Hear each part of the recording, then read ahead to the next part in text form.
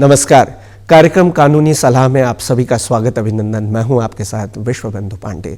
दर्शकों, जैसा कि आप जानते हैं, हम अपने इस कार्यक्रम में आपके अधिकारों और कर्तव्यों की बातचीत करते हैं। इसके साथ ही हम विभिन्न विषयों पर कानूनी सलाह भी आपको देते हैं, जिससे आपको मार्गदर्शन मिल सके। आज हम अपने इस कार्यक्रम में बेहद खास विषय यौन अपराधों से बच्चों का संरक्षण किस प्रकार से हो सकता है, इस विषय पर बातचीत करेंगे। और इस विषय पर बातचीत करने के लिए हमारे साथ स्टूडियो में खास मेहमान मौजूद हैं। आइए उनकी मुलाकात आपसे कराते हैं। हमारे साथ में सबसे पहले श्रीमती ममता रौथान जी, जो कि उत्तराखंड बाल अधिकार संरक्षण आयोग में विधि अधिकारी हैं। इसके साथ ही हमारे दूसरे खास मेहमान हैं डॉक्टर पवन शर्मा जी, जो कि एक मनोवैज्ञानिक है। आप दोनों का ही हमारे स्टूडियो में हार्दिक स्वागत है, अभिनंदन। बहुत बहुत धन्यवाद। डॉक्टर साहब से सबसे पहले हम शुरुआत करेंगे कि यौन अपराध क्या हैं और इससे अभिप्राय क्या है। जी बिल्कुल विश्वबंधु जी, जनरली हम लोग जब यौन अपराध की बात करते हैं तो हमारे मस्तिष्क में एक इमेज बनती है, वो बनती है युवाओं की और या फिर प्रौढ़ की। लेकिन यौन अपराध ऐसा नहीं है कि किसी आयु से बंधा हुआ हो। यौन अपराध किसी भी क्षेत्र का हो सकता है, किसी भी आयु वर्ग के साथ जुड़ा होता है, और ख़ास तौर से वो सिर्फ महिलाओं तक ही सीमित नहीं है, वो बच्चों में भी है। और कई बार तो ऐसे केस हुए हैं जो कि पुरुषों के खिलाफ भी हुए हैं जी। तो इसलिए इसको यौन अपराध को अगर हम जोड़ें तो आप ये समझ सकते हैं किसी के साथ भी अश्लील बात करना, उनको वीडियो दिखाना या उनको अश्लील हरकतें करने के लिए प्रेरित करना या कुछ ऐसी सामग्री दिखाना जो कि अश्लीलता की कैटेगरी में आती है, ये सारी ही चीज़ें यौन अपराध से जुड़ी हुई होती हैं, जिसमें कि कई भी किसी के शारीरिक अंगों को छूना या उन तक नुकसान पहुंचाना, निर्वस्त्र करना, ऐसी कई हरकतें काउंट करती हैं। इसलिए इसको आप किसी भी एक कैटेगरी में नहीं डाल सकते हैं कि यौन अपराध सिर्फ और सिर्फ तभी कहलाएगा जब दोनों के बीच में संबंध बना हो। तो किसी की भी आपने निजता में अगर खलल डाला है तो ये यौन अपराध के रूप में जाना जाता है। जी डॉक्टर साहब, बहुत अच्छे ढंग से आपने इसको परिभाषित किया। मैं मैम से जानना चाहूँगा, मैम, कानून में बाल यौन अपराधों के लिए क्या कुछ प्रावधान किए गए हैं, किस तरह की विषय व्यवस्था कानून में बनाई गई है? देखिए, जैसा अभी पवन जी ने कहा कि बाल यौन अपराधों को कैटेगराइज नहीं किया जा सकता है। वो यौन के बड़ों के साथ, बच्चों के साथ, महिलाओं के साथ, किसी के साथ भी हो सकता है। तो कानून में बच्चों के लिए स्पेशल प्रावधान किया गया है, पॉक्सो एक्ट, यौन अपराधों से बालकों का संरक्षण अधिनियम 2012 जी। इसके तहत जो है ये एक्ट जो है स्पेशल सिर्फ 18 वर्ष से नीचे के बच्चों से अभिप्राय वह व्यक्ति जो 18 साल से नीचे है, चाहे वो लड़का है चाहे वो लड़की है, इवन थर्ड जेंडर के लिए भी ये एप्लीकेबल है जी। और पॉक्सो एक्ट में जो है जो एक चाइल्ड फ्रेंडली इन्वायरमेंट हो बच्चे के लिए, क्योंकि बच्चों के साथ जब यौन अपराध होता है और वो पीड़ित बच्चा जो है किसी के सामने बता नहीं पाता है, तो इसलिए पॉक्सो एक्ट में जो है इसके विशेष प्रावधान किए गए हैं कि एक चाइल्ड फ्रेंडली इन्वायरमेंट होना चाहिए। इसके लिए स्पेशल SJPU पुलिस यूनिट गठित की गई है और स्पेशल कोर्ट हैं, और उसका प्रोसीजर इस टाइप से है कि वो चाइल्ड फ्रेंडली हो, और तो जो थाने का एटमॉस्फेयर है वो भी चाइल्ड फ्रेंडली होना चाहिए, वहाँ पे सादी वर्दी में लोग हों। इस तरीके के प्रोविज़न किए गए हैं पॉक्सो एक्ट के। बिल्कुल, क्योंकि उसकी मानसिक स्थिति जो है वो एकदम बिगड़ जाती है, और इसके लिए एक चाइल्ड फ्रेंडली एनवायरनमेंट जो है वो देना बहुत ज़रूरी है। डॉक्टर साहब, हम जानना चाहेंगे कि ऐसी कौन सी मनोदशा है कि कोई वयस्क व्यक्ति जो है, एडल्ट पर्सन है, वो बाल यौन अपराध की ओर अग्रसर होता है, और इस अपराध को करने के पीछे क्या कारण होते हैं? जरूर, जनरली आप ये मानिए कि आज के जीवन में जिस तरह से तनाव भरा हुआ है, प्रेशर है, काम की बहुत ज़्यादा आपाधापी है, उस व्यक्ति में अपनी पहचान खो चुका होता है, और कहीं ना कहीं एक रोमांच और उत्सुकता, जिज्ञासा का भी एक पर्याय होता है। आप सिर्फ एक मानसिक परेशानी नहीं कह सकते हैं, लोगों की कई बार रिश्तेदारी में आपस में दिक्कत होती है, रिलेशनशिप प्रॉब्लम है, किसी के अपने आइडेंटिटी क्राइसिस हैं, तब वो ऐसा हरकत करने लगता है कि कहीं पे वो अपना एक प्रभाव दिखाएं। और अगर आदिकाल से आप देखना चाहेंगे तो कभी भी जब भी मनुष्य हो या जानवर हो, कभी किसी पे अपना अधिकार जमाते हैं तो ज़्यादातर देखेंगे कि उनके साथ वो यौन अपराध या यौन प्रभाव दिखा करके ही कहते हैं कि ये हमारे अधिकार क्षेत्र में आता है।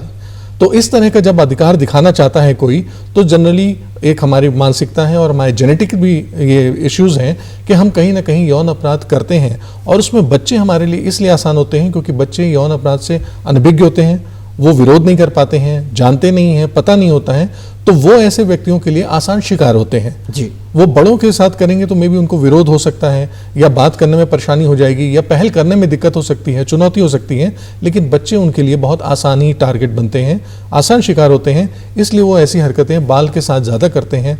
और इस पुराने कुछ आप दशकों में देखेंगे कि हमारे यहाँ बाल अपराध वाकई में बहुत ज़्यादा बढ़े हैं, और जो खास तौर से यौन से जुड़े हुए हैं, क्योंकि जो हमारे युवा पीढ़ी आ रही है उनके साथ में आइडेंटिटी क्राइसिस ज़्यादा हो रही है कि वो अपने साथ पहचान नहीं बना पा रहे हैं, एक अच्छे नागरिक की तरह से वो नहीं समझ पा रहे हैं। वो अपनी पढ़ाई में, अपने करियर को लेकर के या नौकरी को लेकर के, इवन रिलेशनशिप को लेकर के बहुत ज़्यादा तनाव में है, परेशानी है, तो कहीं ना कहीं प्रभाव दिखाने के लिए उसको ये आसान जरिया मानते हैं, और इसी वजह से वो कई बार मीडिया से भी भ्रामक होकर के उस तरफ बढ़ जाते हैं। बच्चे कह सकते हैं कि बच्चे एक सॉफ्ट कॉर्नर है इनके लिए। बिल्कुल, बहुत आसान टारगेट है उनके लिए। जी, आसान टारगेट है। जी जी।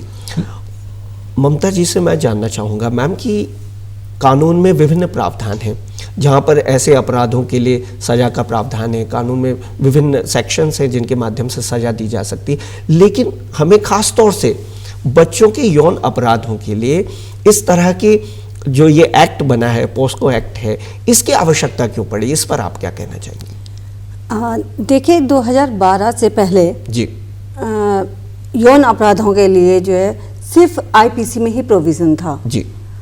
और आईपीसी और किशोर न्याय अधिनियम 2000, जी, इसी के तहत जो है सारे प्रावधान थे। किंतु आईपीसी जो है बच्चों के लिए एक अलग कैटेगराइज नहीं करता था, और सिर्फ रेप, जैसे रेप को ही डिफाइन किया था, वो भी पुरुषों के लिए, पुरुषों के खिलाफ था। महिलाओं के लिए कोई इसमें अलग प्रोविज़न नहीं था, और बच्चों के लिए कोई अलग प्रोविज़न नहीं था। जी। तो इसीलिए, और थर्ड, अगर ये ऐसा सिर्फ ये था कि अगर महिलाएं, मतलब बच्चियों के साथ भी कंसीडर किया जा सकता था, लेकिन उसके लिए स्पेशल प्रोसीजर नहीं थे। जी। लेकिन लड़कों का कुछ प्रोविज़न नहीं था, और आए दिन आजकल के जो सिनेरियो है, आए दिन जो है ये यौन अपराध जो है बढ़ते जा रहे हैं। जी। बढ़ते जा रहे, तो इसको देखते हुए जो है एक ये सोच रखी गई कि बालकों के लिए, बालकों को यौन अपराधों से संरक्षण के लिए एक अलग से अधिनियम बनाया जाए। तो इसीलिए जो है 2012 में जो है यौन अपराधों से बालकों का संरक्षण अधिनियम 2012 का बनाया गया, और इसकी आवश्यकता को महसूस करते हुए कानून के विशेषज्ञों ने इसको इम्प्लीमेंट किया है। और इसमें क्या है कि कोई भी लड़की या लड़का, जी, दोनों के किसी के प्रति अगर यौन अपराध होता है तो उनके लिए सिर्फ सेक्सुअल हरासमेंट या सेक्सुअल संबंध बनाने तक ही सीमित नहीं है। जी। इसमें अगर किसी बच्चे को गलत तरीके से छू लिया, जी, या अश्लील साहित्य दिखा दिया, या उसे बाल पोर्नोग्राफी में उसका यूज़ कर लिया, तो इन सब चीज़ों का प्रोविज़न किया गया है। जी।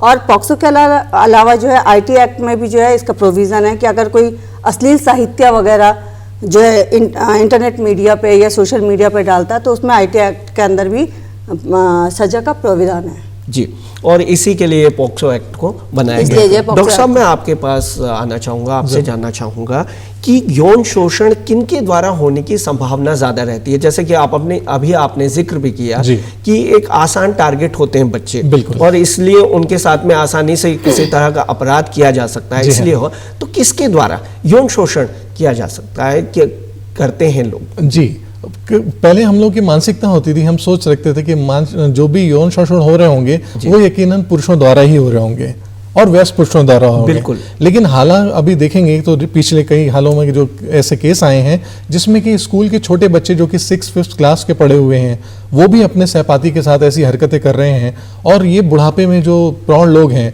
जो कि 65 साल 70 साल तक हैं वो भी इसके विक्टिम बन चुके हैं। तो आप ये कह सकते हैं कि किसके द्वारा होगा ये तो हम कभी भी नहीं बता सकते हैं, पहले भी जज नहीं कर सकते हैं कि किसके द्वारा होगा, क्योंकि जिस तरह से ये जिज्ञासा, रोमांच ये किसको भी उद्वेलित कर ले और वो इस एक्ट को कर सकता है। जी। मैं आपको बताना चाहूँगा कि हर एक चौथे बच्चे में से एक बच्चा ऐसा है जो कि वो कहीं ना कहीं सेक्सुअल अब्यूज फेस कर चुका है, यानी यौन शोषण का शिकार हो चुका है। और ऐसे में ही लड़के अगर आप देखेंगे तो हर 18वें लड़के में से कोई एक लड़का ऐसा है जो कि इसका शिकार बन चुका है। जी। और अगर 18 साल के ऊपर के नीचे के लोगों के आप देखना चाहेंगे तो आप देख सकते हैं कि हर 20 में से एक लड़की कहीं ना कहीं ऐसा है कि वो इसको महसूस कर चुकी है अपने जीवन में जी। और इससे गुजरे हैं। और इसी तरफ लड़कों में आएंगे तो 34 में से कोई एक लड़का इसका कहीं ना कहीं शिकार बना हुआ है। जी। तो हम ये कह सकते हैं कि ये समाज में ऐसा व्याप्त हो गया है और जिस तरह से सूचनाएं हमारे पास ज़्यादा आ रही हैं और उनका कोई रिलायबल सोर्स नहीं है, बिल्कुल, या कोई एक ऐसा कह लीजिए प्रभावी तंत्र है कि जिसकी वजह से जैसे ही सूचना हमारे पास आती है और उसको जिज्ञासावश या रोमांचवश या कई बार हम तो अपने मानसिक विकारों की तरफ, जैसे कुछ लोग ऐसे हैं जिनको बचपन में बहुत दबाया गया है, जी, बहुत ही दबे कुचले से हैं, उनको परिवार में कहीं एक जगह नहीं मिली है, तो वो हर जगह अपना प्रभाव देने के लिए कुछ ना कुछ ऐसा बड़ा करना चाहते हैं जो लोगों की नजरों में आए। जी। और वो एक कह लीजिए अपना अटेंशन सीख करने के लिए कुछ ऐसा बड़ा क्राइम करना चाहते हैं ताकि हमारी तरफ ध्यान आकर्षित हो, जी, तब वो ऐसा चीज हरकत करते हैं। इसलिए आयु आज की तारीख में वो बंधन नहीं रह गई है कि कोई भी यौन शोषण से जुड़ा हुआ केस अगर आप कहें कि वो किसी आयु वर्ग के लिए खास तौर से है जी। या खास वर्ग के लिए है, जी। तो ऐसा नहीं है। हाँ, बाल शोषण में आप कह सकते हैं कि अधिकतर जो केस हुए हैं, अधिकतर जो विक्टिम हैं, बच्चे जो छोटे हैं, वो पुरुषों द्वारा ज्यादा हुए हैं। जी। क्योंकि जब कभी भी यौन इच्छा जागृत होती है और क्राइम होता है तो उसमें कहीं ना कहीं पुरुष की मानसिकता ऐसी होती है जो आक्रामक ज्यादा होती है बजाय महिलाओं के। जी। तो डॉक्टर साहब, आप काफ़ी लंबे समय से जी। इस तरह के केसेस देखते आ जरूर। रहे हैं और इनका ट्रीटमेंट भी दे रहे हैं जी, लोगों बिल्कुल। को। तो आपने देखा होगा, हम जिस तरह से आयु वर्ग की बात कर रहे जी थे हाँ। कि कोई खास एज ऐसी है जी। जहां पर आदमी ज़्यादा इस तरह से उद्वेलित हो जाता है या ज़्यादा उसमें इस तरह की भावना आ जाती है जी हाँ। कि वो इस तरह के अपराध की ओर अग्रसर हो जाता जी। है। इस पर क्या कहेंगे? जरूर, आप ये देख लीजिए कि कोई भी ऐसा आयु नहीं कह सकते हैं। बिल्कुल, क्योंकि आज हमारे पास जो ऐसे केसेस आ रहे हैं हर उम्र वर्ग के लोग वो इसमें- स्कूल से भी आ रहे हैं और प्रौढ़ के भी आ रहे हैं। जी। ये हालात ऐसे हो रहे हैं जो कि उसके आसपास का माहौल उसको इन चीज़ों को ज़्यादा आसान उपलब्धि करा रहा है और उनको ये नहीं समझ में आ रहा है कि हमें कब कहाँ रुकना है, कब कहाँ नहीं रुकना है। क्योंकि आज की तारीख में सबसे ज़्यादा चुनौतियाँ हो रही हैं कि हमारा लाइफस्टाइल बहुत हरी फरी हो गया है, लोगों के पास आइडेंटिटी क्राइसिस हो रही हैं, जुड़ाव नहीं रह गया है और एक दूसरे का सम्मान से ज़्यादा वो अपने आप को दूसरे के ऊपर अधिकारी दिखाना चाहते हैं। जी। तो उसकी वजह से आप देख लीजिए कि जो हमारे पास सामग्रियाँ आ रही हैं वो खास तौर से ऐसी आ रही हैं हमारे सामने कि ऐसी भावनाएं ज़्यादा उद्वेलित कर रही हैं। खास तौर से अगर मैं आपसे विज्ञापन की भी बात करना चाहूँ तो आप कई विज्ञापनों में ऐसा देखेंगे कि वो कामुक तरीके से पेश करे जाते हैं जी। कि लेकिन उनका उस प्रोडक्ट से जुड़ाव नहीं है, उसका कोई मैसेज नहीं जा रहा है, लेकिन सामने वाला जब भी कोई नया युवा है या कोई ऐसा व्यक्ति है वो तुरंत ही उसको अपनी उस कामुक भावना के साथ जोड़ता है और कहीं ना कहीं वो जाहिर भी करना चाहता है। इसलिए ऐसा हम लोग के साथ हो जाता है कि कभी बार लोग कामुक भावनाओं को ना रोक पाते हैं और वो कहीं ना कहीं पब्लिकली या आपस के रिश्तों में कभी ना कभी ऐसी हरकत कर देते हैं। और अगर मैं आपको ये भी बताऊं कि जितने भी केसेस होते हैं बाल यौन अपराध में, उसमें से 90% से ज़्यादा केस ऐसे होते हैं जो कि कहीं ना कहीं परिवार से जुड़ा हुआ कोई व्यक्ति और या कोई ना कोई ऐसा खास जिसका कोई अपना परिवार में ही इन्वॉल्वमेंट है, वो ही लोग उसमें करने वाले एक व्यक्ति होते हैं जिनके द्वारा एक यौन शोषण का अपराध किया जाता है। जी। जान पहचान के लोग जो हैं, बिल्कुल। जो हमारे करीब हैं, जी। वो ज़्यादातर इस तरह के चीज़ों को और इस तरह के अपराध में संलिप्त। बिल्कुल, ताकि क्योंकि उनका बच्चों तक एक्सेस आसानी से हो जाता है बिल्कुल। और जल्दी उनको कोई चेतावनी भी नहीं मिलती है या कोई ऐसा सोचता भी नहीं है कि कहीं इनके साथ जुड़ाव हो रहा है या स्पर्श हो रहा है या उनका सानिध्य है तो कहीं चिंता वाली बात है। जी। ये नहीं होता है, इस वजह से उनके लिए छूट थोड़ी ज़्यादा हो जाती है। जी। ममता मैम, ये जो पॉस्को के अंतर्गत किसके खिलाफ हम कंप्लेंट दायर कर सकते हैं जब ऐसे अपराध हमारे सामने आते हैं? जी देखिए, अगर बाल यौन अपराध किसी भी बालक के साथ होता है जी। तो उसके लिए जरूरी नहीं है कि पुरुष या महिला, किसी के खिलाफ भी जी। कोई भी जो है इस तरह की जो अपराध है वो गतिविधि में, एक्टिविटी में, जी। अपराध जो है कारित कर सकता है। जी। तो महिला या पुरुष दोनों के ही खिलाफ जो है शिकायत दर्ज की जा सकती है। जी। डॉक्टर साहब, हमने देखा है यौन शोषण, जैसा कि आपने आयु वर्ग की अभी हमने बात भी करी है, तो यौन शोषण जब होता है हम किस तरह से पहचान सकते हैं कि किसी बच्चे के साथ में बाल यौन अपराध हुआ है, और क्या ऐसे मनोवैज्ञानिक कारक हैं जिनको देख करके हमें समझ आ सकता है आसानी से कि कुछ ना कुछ इसके साथ गड़बड़ हुआ है, अपराध हुआ है? बिल्कुल, मैं बहुत तारीफ करना चाहूंगा, आपने ये बहुत अच्छा सवाल उठाया है, क्योंकि कई बार हमारे आसपास ऐसी घटनाएं हो रही होती हैं, हम उनसे अनभिज्ञ होते हैं। बिल्कुल, हमें पता ही नहीं होता, हमें संकेत मिल रहे होते हैं लेकिन हम नहीं जान पाते हैं।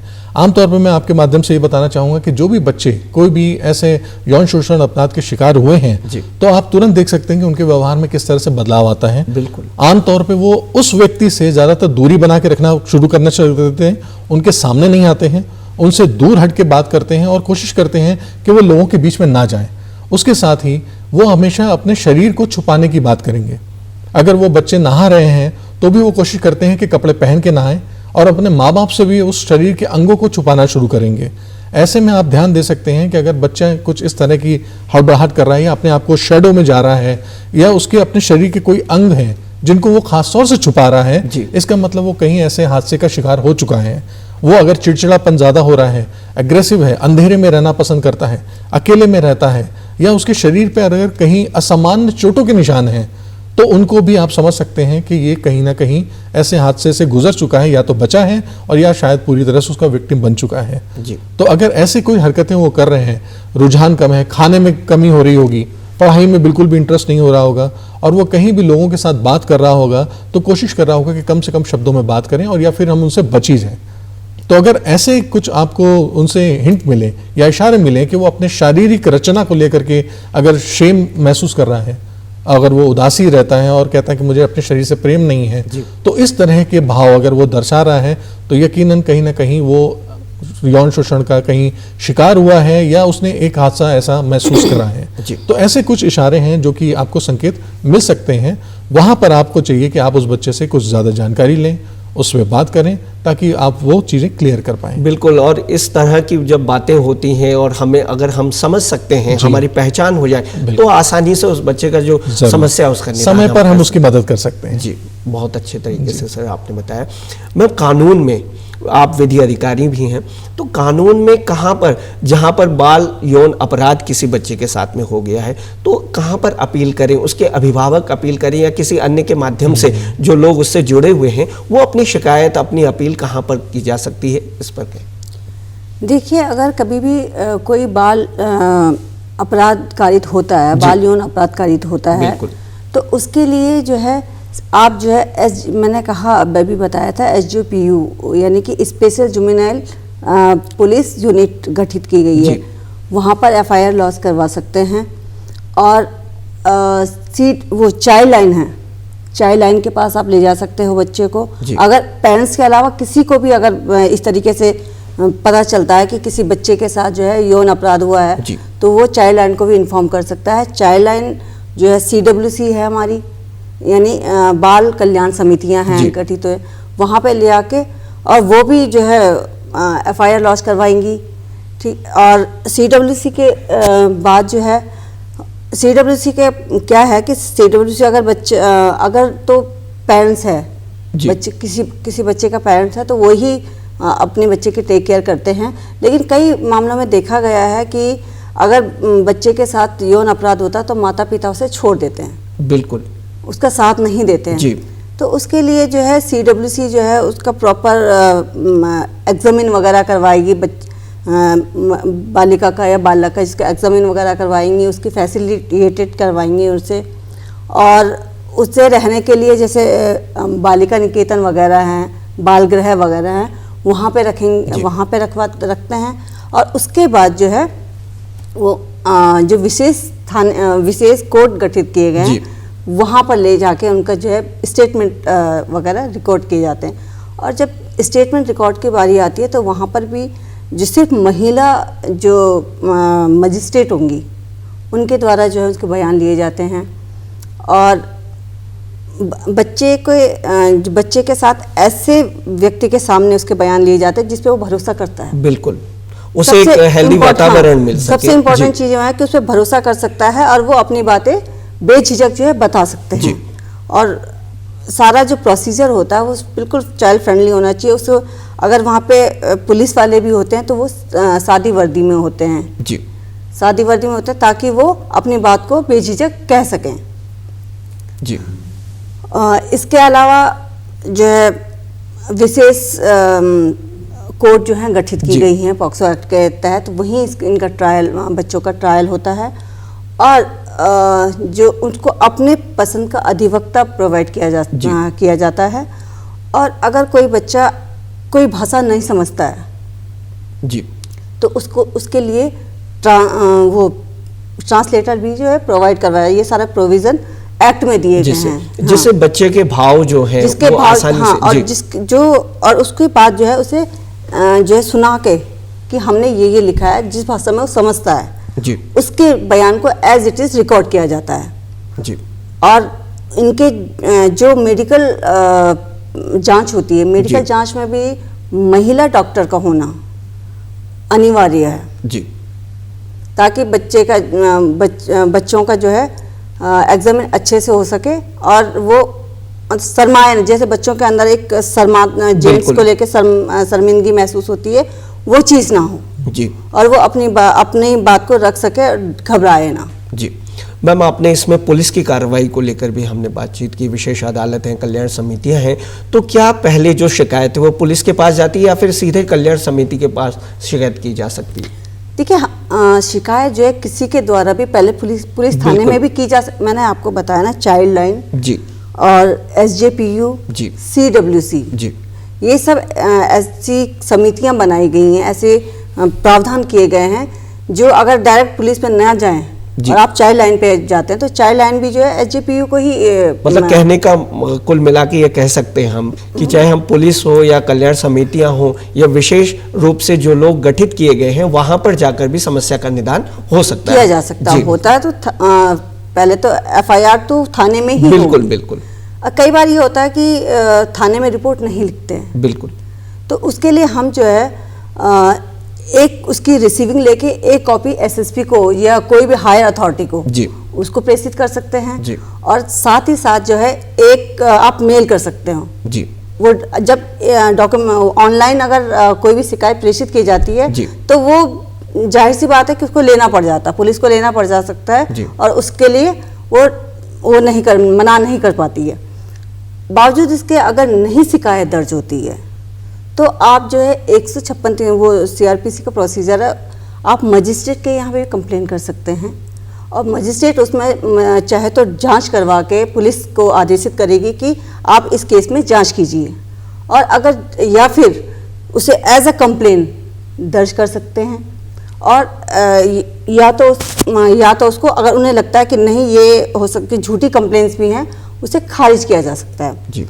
और कभी कभी क्या होता है कि किसी भी एक्ट का हमने आज दिन देखा है कि कोई भी अधिनियम है बनते तो हमारे अच्छे के लिए हैं, लेकिन उसका मिसयूज बहुत होता है। जी। तो अगर कोई गलत और झूठी जो है शिकायत पाई जाती है तो उसके खिलाफ भी जो है मिथ्या दोषारोपण के उसके खिलाफ भी जो है पॉक्सो एक्ट में वो प्रावधान है कि उसके खिलाफ भी आरोप दर्ज किया जा सकता है। जी। डॉक्टर साहब, आपने जैसे बहुत अच्छे ढंग से बताई हैं बातों को, हमारे सामने भी रखा है। बाल यौन अपराध से बचने के लिए जी क्या सावधानियां बरतें, क्योंकि आजकल शिक्षा का स्तर काफी बढ़ चुका है, चाहे छोटे आयु वर्ग के बच्चे हों, बड़े बच्चे हों या 10th-12th में पढ़ने वाले बच्चे हों, हर किसी को अच्छे ढंग से शिक्षा इतनी अच्छी हो गई है, स्तर भी बढ़ता जा रहा है, डिजिटल जमाना है और हर चीज़ें ऑनलाइन प्लेटफॉर्म के माध्यम से बड़ी सुलभता से हर किसी को आसानी से उपलब्ध भी हैं। तो सावधानियां क्या क्या इस तरह की सावधानियां बरती जा सकती हैं जिससे कोई बच्चा अपने आप को इस तरह के यौन अपराध से बचा सके, चाहे वो पुरुष हो, महिला हो, बच्चे हो? इस पर आपके सवाल की मैं तारीफ करना चाहूँगा, क्योंकि अगर हम इन चीज़ों पे ध्यान दे देंगे तो यकीनन आने वाले कहीं भी अपराध को हम रोक पाएंगे समय से और बहुत पहले से। जी। तो आपके लिए बता दूं कि सबसे पहले तो जागरूकता बहुत ज़रूरी है, और जितना बेहतर हमारा बच्चे के साथ संवाद होगा अपने पारिवारिक माता पिता का या निकटवर्ती का, तो आप उसकी बातें समझ सकेंगे, उसकी बातें जान सकेंगे। कई बार होता है कि हमारे पास बच्चा वो इशारे कर रहा होता है, हमसे बात पूछ रहा होता है, जानना चाहता है, लेकिन हम उसको बता नहीं पा रहे होते हैं। या हम उसकी बात को इग्नोर कर देते हैं। मैं आपको एक उदाहरण के माध्यम से बताना चाहूँगा। हमारे पास एक केस स्टडी है जिसमें कि जब 3 इडियट मूवी आई थी और उसमें अगर आपने देखा हो एक सीन चला था जिसमें एक चमत्कार का शब्द बदल करके बलात्कार कर दिया गया था। तो जिस वक्त वो स्क्रीन पे डायलॉग बोला गया तो पूरा हॉल हंसने लगा और एक बच्चा अपने माँ बाप के साथ वो मूवी देख रहा था और उसको ये ताजुब हुआ कि ये उसने कौन सा एक चुटकुला सुन लिया जिसकी वजह से सब लोग हंस रहे हैं और मुझे समझ में नहीं आया। और उसने वहां पर कोशिश करी जानने की अपने माताजी से कि मुझे ये बताइए कि इस शब्द का मतलब क्या होता है। तो उन्होंने कहा नहीं चुप रहो, ये गंदी बात है, और उसको जवाब नहीं दिया गया। ऐसा ही फिर उसने घर आकर के पिताजी से करा, पिताजी ने भी उसकी बात का जवाब नहीं दिया और बल्कि ये बात जरूर होने लगी कि आजकल इसकी संगत गलत लोगों के साथ है, शायद वो अभी ये नहीं समझ पा रहे हैं कि ये शब्द की जानकारी उसको हमारे साथ ही हुई है जी। और वो हमसे पूछ रहा है। तो जब उन दोनों से जानकारी उसको नहीं मिली तो उसने घर पे बड़े लोगों से भी पूछना चाहा। इसी तरह से जब वहां से भी जानकारी नहीं मिली तो वो आज भी भटक रहा है जी। अब ये आप ध्यान दीजिए कि वो शब्द का जवाब हर एक अपने रिसोर्स पर्सन से चाहेगा जो कि उसके निकटवर्ती है, और जो सबसे पहला व्यक्ति उसको ऐसा मिलेगा जो उसके बारे में जानकारी किस तरीके से देगा, किस रूप में देगा, यकीनन अगला उसका जो नया एक्ट होगा वो उसी से जुड़ा होगा। जिस तरह से हम बच्चों के बात करते हैं कि बच्चे चोरी करना अपराध है जी, लूट करना अपराध है, हम यकीनन उनको ये भी बता सकते हैं कि ये एक अपराध है, हम दूसरे की निजता में खलल डाल रहे हैं।